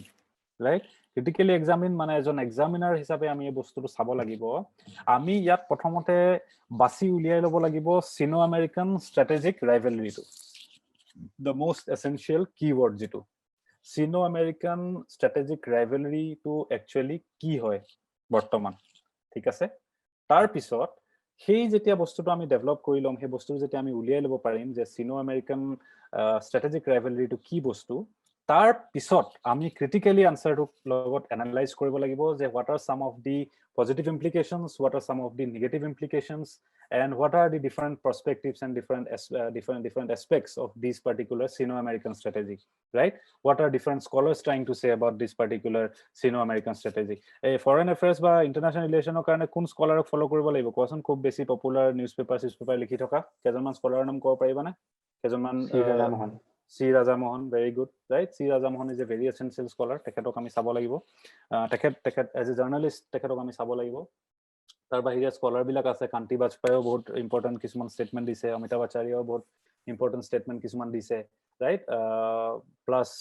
IR related যিকিজন scholar আছে সেইকিজনকো মনত ৰাখিব লাগিবই মই তোমালোকক most probably আইআৰ পাৰ্টটো সাকে ষ্টাৰ্ট কৰিম in a week or two so we'll get into the details more ঠিক আছে তাৰপিছত নেক্সট হৈছে এক্সামিনটো ইমান বেছি টান নহয় সিম্পল হয় এটা কোৱেশ্চনৰ এক্সাম্পল ললে বুজি পাবা examine the impact of economic reforms undertaken since 1991 on poverty and inequality in India ঠিক আছে যেতিয়া examine বুলি কব you have to be very specific and very factual right এই এক্সামিন প্ৰশ্নটো কিন্তু ডিটেইলছত এংগেজ কৰিব লাগিব তোমালোকে আৰু তাত তোমালোকে এস্টাবলিশ কৰিবলৈ চেষ্টা কৰিব লাগিব যে what was the rate of poverty or inequality before 1991 economic data statistics সেইবিলাক বস্তু ব্যৱহাৰ কৰিব লাগিব তাৰ পিছত তোমালোকে এটো চাবলৈ চেষ্টা কৰিব লাগিব যে 1991 ৰ পাছত কি চেঞ্জ হল কিবা চেঞ্জ হ'ল নে, কিবা ভালৰ ফালে চেঞ্জ হ'ল নে বেয়াৰ ফালে চেঞ্জ হ'ল, যি বস্তু একচুৱেল ফেকচুৱেল সেই ফেকচুৱেল বস্তুটোহে তোমালোকে এক্সামিন বস্তুটোত যেতিয়া প্ৰশ্নটোত এক্সামিন বুলি সুধিব ফেকচুৱেলি তোমালোকে বস্তুটো নিজৰ আনসাৰটো লিখিব লাগিব যে তোমালোকে ষ্টাডি কৰিছা ডেটাবিলাক দিছা 1991 আগৰ ডেটা দিছা 1991 পাছৰ ডেটা দিছা তোমালোকে তাৰ পৰা ডিসকভাৰ কৰিছা যে এটা পজিটিভ চেঞ্জ আহিছে তো গতিকে পজিটিভ চেঞ্জ আহিছে বুলিহে লিখিবা তাত ঠিক আছে দিস ইজ এক্সামিন বাকি কিটা ইমান বেছি ডিফিকাল্ট নহয় most complicated or most critical is the critically examine or critically analyze part more and more যেতিয়া তোমালোকে ট্ৰাই কৰিবা মোৰ লগত যেতিয়া আনসাৰ ৰাইটিং ষ্টাৰ্ট কৰিবা about international relations তেতিয়া তোমালোকে আৰু ক্লিয়াৰ হ'বা যেতিয়া মই কমেন্ট বিলাক দিম নেক্সট হৈছে এনিউমাৰেট আটাইতকৈ সহজ যদি এনিউমাৰেট পোৱা তো বাছিলো বুলি ভাবিবা প্ৰশ্নটো স্যাৰ এটা কোশ্চেন কৰিব লাগিছিল কোৱা প্ৰাঞ্জিত নেকি প্ৰাঞ্জিত স্যাৰ কোৱা স্যাৰ এই এক্সামিনটোৰ ওপৰতে মানে এক্সামিনটোত যেনেকৈ আমি ফেকচুৱেল ষ্টেটমেন্টছ মানে বেছিভাগ দি মানে আমি কম্পেয়াৰ কৰিম বুলি কোৱা হ'ল মানে মই এইটো কোৱেশ্চনৰ ওপৰত ডিপেন্ড কৰিব এতিয়া এই কোৱেশ্চনটোত ধৰা এটা তোমাৰ ৰিকুৱাৰমেন্ট আছে তুমি কেনেকৈ এষ্টাব্লিছ কৰিবা যে if or if not there was a change after 1991 হেতু কেনেকৈ এষ্টাব্লিছ কৰিবা ৰাইট হেতু এষ্টাব্লিছ কৰিব কাৰণে তোমাৰ ওচৰত হয়তো বেলেগ কিবা উপায় থাকিব পাৰে কিন্তু মই কৈছো যে মই কেনেকৈ এষ্টাব্লিছ কৰিম হেতু মই এষ্টাব্লিছ কৰিম যে মই 1991 আগৰ ডেটা কিছুমান দি দিম তাত 1991 পাছৰ কিছুমান ডেটা দি দিম তাৰপিছত যদি দেখিছো বোলে ভাল হৈছে তেতিয়াহলে ভাল হৈছে বুলি লিখি দিম আৰু যদি বেয়া হৈছে তেতিয়াহলে বেয়া হৈছে বুলি লিখি দিম এক্সামিনাৰ এজন এক্সামিনাৰে যি কৰিব যদি ভাল হৈছে নম্বৰ দিব যদি বেয়া হৈছে নম্বৰ নিদিয়ে ৰাইট তাতে স্যাৰ কিবা মানে কাৰেক্টিভ স্টেপস সাজেশন দিব পাৰিম নেকি কনক্লুজনত দিব পাৰা মানে is it mandatory or avoidable also mandatory নহয় এক্সামিন বস্তুটো তেনেকুৱা কোনো ম্যান্ডেটৰি নাই মানে it can be avoided also it can be avoided comment কিছুমান প্ৰশ্ন থাকে সেইবিলাকত it is mandatory right okay হেতুৱে বাস মই জানিব বিচাৰিছো মানে আমি মানে নিজৰ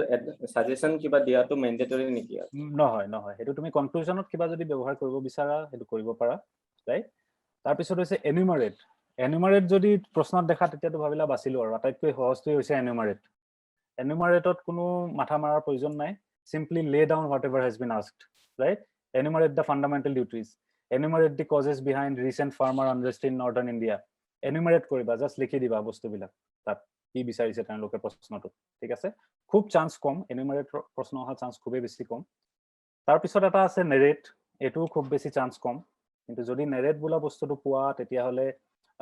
টাইম এলিমেন্টটো এসোসিয়েট থাকিব তাত ক্ৰনলজিক্যালি আনসাৰটো তোমালোকে লৈ আহিব লাগিব এইবিলাক আমি যেতিয়া আনসাৰ ৰাইটিং কৰিম পৰ্যায়ক্ৰমে তেতিয়া আমি ভালকৈ আৰু ডিসকাস কৰিম তাৰ পৰা এইবোৰ evaluate analyse right deeply engage কৰিবা focus on the structure and arguments তো সেইবিলাক যেতিয়া আমি ডিটেইলছত আগলে আৰু যাম তেতিয়া আমি ভালকৈ ৰেসপেক্টিভ আনসাৰৰ এগেইনষ্টত আমি এই বস্তুবিলাক কৰিম বাকি এই বস্তুটো মই আগতে অলৰেডি কৈছো যেতিয়া প্ৰশ্নত লিখা থাকে ইন লাষ্ট 2 decades বা in context of South Asia in relation to present world order right in relation to the present political dispensation এনেকুৱা বস্তুবিলাক যদি থাকে তেতিয়া সদায় চেষ্টা কৰিবা এটা এক্সাম্পল দিবৰ কাৰণে এটা বা দুটা প্ৰ্যাকটিক্যাল এক্সাম্পল দিবৰ কাৰণে চেষ্টা কৰিবা তেতিয়া আনসাৰটো অলপ বেটাৰ হ'ব এইবিলাকত ঠিক আছে সো যিখিনি আজি কথা পাতিলো এখিনি বুজি পাইছানে স্যার আপোনাৰ টিপছৰ স্লাইডটো আমি পাম নেকি হেতু পাবা তুমি এটো উদয়ন স্যাৰ বা মৃদুল স্যাৰে কোনবা তোমালোকৰ লগত শেয়াৰ কৰি দিব ঠিক আছে হেতু পাই যাবা তেৰিকা মোক দেখিছানে কেন ইউ পিপল সি মি স্যাৰ আপোনাকে ডাঙৰকৈ দেখা গৈ আছে বঢ়িয়া তেনেহলে ঠিক আছে বুজি পাইছা তো সবেই আজি যিখিনি কথা পাতিছো আমি স্যার এতিয়া নেক্সট 2-3 উইকছৰ ভিতৰত মই তোমালোকৰ লগত আইআৰ পাৰ্টটো ষ্টাৰ্ট কৰিম বুলি প্ল্যান কৰি থোৱা আছে আৰু তোমালোকে নিউজপেপাৰ সেইকাৰণে খুব বেছি পঢ়ি থাকা ইন্টাৰনেশ্যনেল ইভেন্ট বিলাকৰ অলপ নজৰ চকুপাতি ৰাখা আমি অতি শীঘ্ৰে আকৌ লগ পাম ঠিক আছে খুব ভাল লাগিল লগ পাই মই যিকেইটা কথা কৈছো এইকেইটা কথা কাইলৈ পৰা প্ৰেক্টিছ কৰা ষ্টাৰ্ট কৰি দিয়া আৰু যদি বিচাৰা যদি ইচ্ছা কৰা মোৰ লগত শ্বেয়াৰ কৰিব পাৰা ঠিক আছে ৰথিছে হেণ্ড ৰেজ কৰিছে নেকি কোৱাচোন ৰথিছ এই আপোনাৰ কোৱেশ্চনবিলাকত যোনটো মানে ৱে ফৰৱাৰ্ড লিখা হয় is way forward and conclusion same হয় নেকি মানে নহলে মানে ৱে ফৰৱাৰ্ড লিখাৰ পিছতো স্যাৰ মানে কনক্লুজন লিখিব লাগিব নেকি ৱে ফৰৱাৰ্ড বুলি তুমি স্পেচিফিকেলি ক'তো বুজাই দিব ধৰা তেনেকে প্ৰয়োজন নাই যে ৱে ফৰৱাৰ্ড বুলি তুমি শব্দটো লিখি পেলাই তাত লিখিবা বুলি এতিয়া প্ৰশ্নটোৰ ৰিকুৱাৰমেণ্ট যেনেকুৱা থাকিব ৰাইট প্ৰশ্নটোত যদি ৰিকুৱাৰমেণ্ট থাকে সেইকাৰণে মই কৈছো যেতিয়া আমি স্পেচিফিক কুৱেশ্যন বিলাক যেতিয়া আমাৰ চকুৰ আগলৈ আহিব যেতিয়া আমি লিখিম তেতিয়া আমি আৰু ডিটেইলছত এইবিলাক বস্তু ডিছকাছ কৰিম কাৰণ প্ৰত্যেকটো বস্তু তোমাৰ কুৱেশ্যনটোৰ ৰিকুৱাৰমেণ্টটোৰ ওপৰত ডিপেণ্ড কৰিব কিছুমান কুৱেশ্যনে তোমাৰ সেন্টেন্স বা ল্যাঙ্গুৱেজটো এনেকুৱা ধৰণৰ থাকিব পাৰে য'ত এটা ৱে ফৰৱাৰ্ড বিচাৰিছে ৰাইট যদি এই প্ৰশ্নটোৱে ৱে ফৰৱাৰ্ডটো বিচাৰিছে তেনেহলে তুমি কনক্লুজনত ৱে ফৰৱাৰ্ডটো দি পেলাই নিজৰ কনক্লুজনটো এষ্টাব্লিছ কৰিব পাৰা ঠিক আছে আৰু যদি ৱে ফৰৱাৰ্ড বিচাৰা নাই তেনেহলে তুমি ৱে ফৰৱাৰ্ড বোলা বস্তুটো এভয়েড কৰি পেলাই কনক্লুজনটোতে স্পেচিফিকেলি ফোকাস কৰিব পাৰা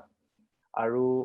অলৰেডি কৈছো যদি ৱে ফৰৱাৰ্ড বিচাৰিছে তেনেহলে ৱে ফৰৱাৰ্ডটোকে তুমি as a part of conclusion বুলি লিখিব পাৰা সেইটো কিন্তু টোটেলি ডিপেন্ড কৰিব এবাউট অন দি কুৱেশ্যন দেই মই সেই কথাটো তোমাক এতিয়াই ডাঠি কৰিব নোৱাৰিম কাৰণ প্ৰত্যেকটো প্ৰশ্নৰ ৰিকুৱাৰমেণ্ট হিচাপে বস্তুটো বেলেগ হ'ব ঠিক আছে এতিয়াই মই তোমাক ইউনিভাৰ্চেলি সেই ৰুলটো দি দিব নোৱাৰিম যে তুমি অমুকটোৱে ব্যৱহাৰ কৰিব লাগিব বুলি সেইটো সেইকাৰণে যিমান প্ৰশ্নবিলাক নতুন নতুন প্ৰশ্ন দেখিবা নতুন নতুন প্ৰশ্ন লিখিবা তেতিয়া অট'মেটিক সেই চেন্সটো ডেভেলপ হ'ব আমি তেতিয়া অট'মেটিক ডিছকাছ কৰিম ঠিক আছে ৰতীশ no issues ঠিক আছে আমি অতি সোনকালে লগ পাম next time till then will stay connected in the WhatsApp group thank you Sir, thank you, sir. Thank you, sir. Okay all the best ভালকে পঢ়া শুনা কৰি থাকা